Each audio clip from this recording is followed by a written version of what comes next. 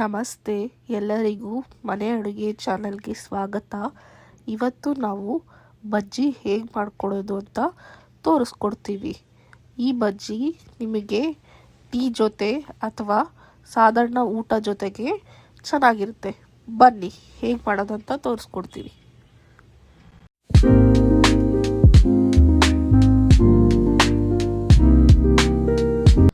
ಇವತ್ತು ನಾನು ಬಜ್ಜಿ ಮಾಡ್ಕೊತಾ ಇದ್ದೀನಿ. ಊಟದ ಜೊತೆ ತಿಂಡಿ ಜೊತೆ ತಿನ್ಬಹುದು.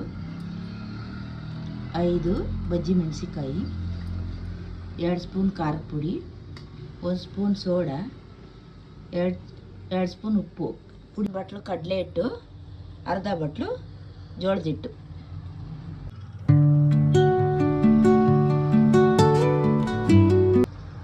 ಗ್ಲಾಸಷ್ಟು ನೀರು. ಈಗ ಇದನ್ನು ಬಟ್ಲಿಗೆ ಹಾಕೊತಾ ಇದ್ದೀನಿ.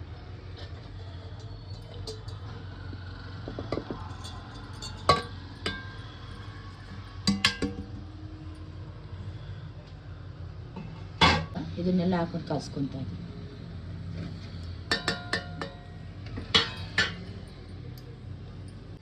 ಈಗ ಚೆನ್ನಾಗಿ ಕಲಿಸ್ಕೊತಾ ಇದ್ದೀನಿ.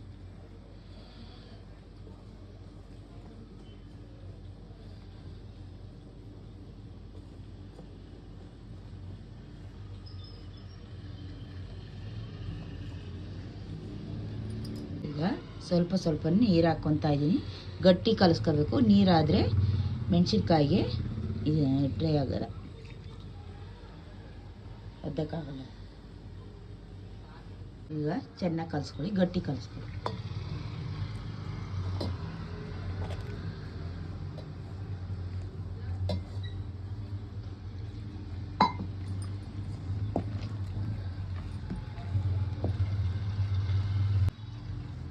ಸ್ವಲ್ಪ ಸ್ವಲ್ಪ ನೀರು ಹಾಕೊಳ್ಳಿ, ಜಾಸ್ತಿ ಹಾಕೋಬೇಡಿ.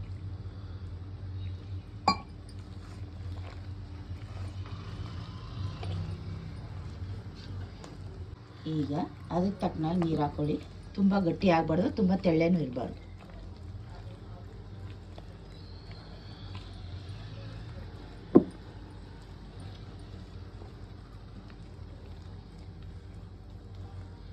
ಮೆಣಸಿನ್ಕಾಯಿ ಅರ್ಧ ಥರ ಇರಬೇಕು, ಈ ಥರ ಇರಬೇಕು ಪೇಸ್ಟು. ಇದು ಹತ್ಕೊಂಡು ಆಗ ಕರೆಕ್ಟಾಗಿರುತ್ತೆ. ತುಂಬ ತೆಳ್ಳೆ ಆಗಬಾರ್ದು, ತುಂಬ ಗಟ್ಟಿನೂ ಆಗಬಾರ್ದು. ನೋಡಿ, ಈ ಥರ ಇರಬೇಕು. ಒಂದು 20 ನಿಮಿಷ ನೆನ್ಕೊಳ್ಳೋಕೆ ಬಿಡಬೇಕು, ಆವಾಗ ಕರೆಕ್ಟಾಗಿರುತ್ತೆ. ಈಗ ಬಾಣಲಿ ಇಕ್ಕೊತಾ ಇದ್ದೀನಿ ಬಜ್ಜಿ ಹಾಕೋಕ್ಕೆ.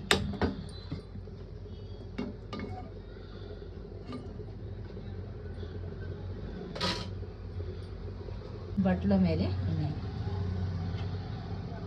ಮುಳುಗೋಂಗಿರಬೇಕು.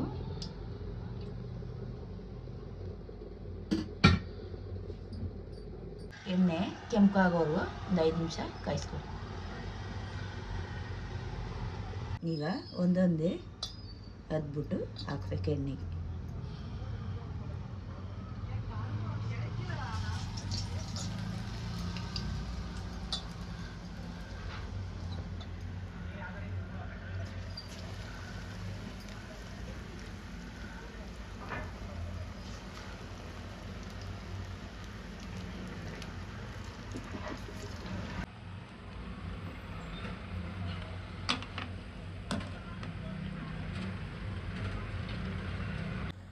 ಹಿಂಗೆ ಹಾಕ್ಬಿಟ್ಟು 5 ನಿಮಿಷ ಬೇಯಿಸ್ಕೊಳ್ಳಿ, ಬೇಗ ಬೆಂದೋಗುತ್ತೆ.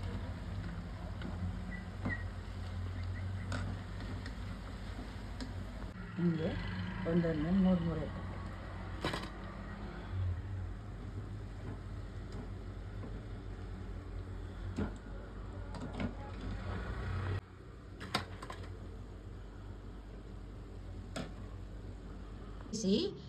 ಕರಂ ಬಜ್ಜಿ ರೆಡಿಯಾಗಿದೆ.